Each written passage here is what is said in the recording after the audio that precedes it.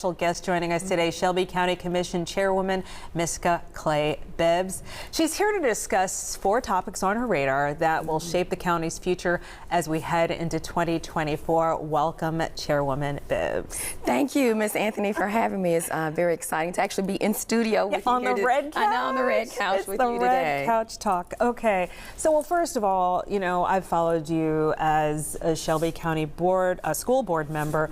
How has that been to transition from the school board to county commission? Oh, it has been a pretty easy transition. I'll say that because on the school board side, you know, things are very constant and they're happening immediately, because when you're dealing with families and children, people want you to have an answer literally within 30 minutes, an hour. On the commission side, we recognize that there is a little bit more lead time in how you handle community issues. So it has been a pretty easy transition. Okay, let's dig into these topics. So first of all, the budget, okay? Okay, it's so huge, but public safety has been a very big deal in the county. And can you just talk about just what you're looking at with the budget and some of the challenges and some of the good things you're seeing? Oh, absolutely. I think one of the reasons why I wanted to highlight the budget is because we're getting ready to start our budget process. We have a meeting coming up at the end of this month with my colleagues in the administration around how we're going to move forward in planning the budget for next fiscal year. It's important because last year we did a few community meetings, but one of the things that I think is important is getting the community involved in our planning process. So I wanted to highlight that because as those meetings become available, I'm asking community to show up to those meetings so they can understand where our dollars are spent, so they can also give us feedback on some of the things that are important to them. You know, with limited amount of dollars, you can only place them certain places, and I am willing to have that conversation about it.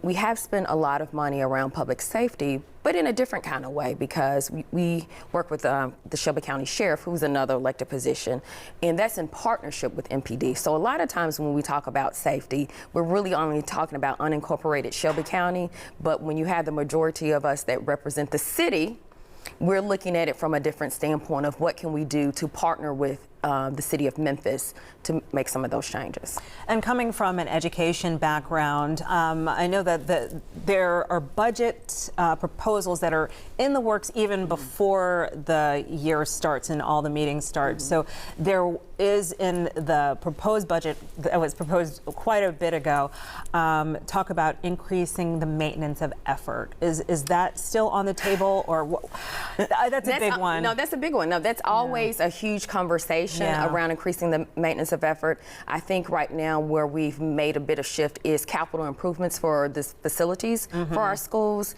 And when we talk about facilities improvements, that's not just for Memphis Shelby County schools, that's for all of the municipalities. So if we give something to one of the districts, you have to give them to all of the districts. And that's the thing when we have to look at the budget in that way.